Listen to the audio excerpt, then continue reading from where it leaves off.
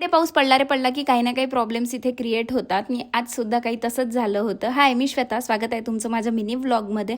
सर्वात आधी गुरुपौर्णिमेच्या सर्वांना खूप शुभेच्छा. आणि हा व्लॉग गुरुपौर्णिमेचा आहे, पण टाकायला लेट झाला. मला बरं नव्हतं, त्याच्यामुळे मम्मीनेच सगळं स्वयंपाक वगैरे नैवेद्य करून घेतलं होतं. मी म्हटलं चला आपण बाहेरचे काही कामं करून घेऊ. आणि त्यानंतर मग मी गेली होती मार्केटमध्ये गेल्यावर मला सर्वात आधी हे कलर्स घ्यायचे होते, कारण आता हे कलर्स वगैरे मी कशासाठी घेतले हे तुम्हाला नंतरच्या ब्लॉगमध्ये सांगतेच. आणि त्यानंतर ना बिनमौसम इथे बरसात झालेली होती.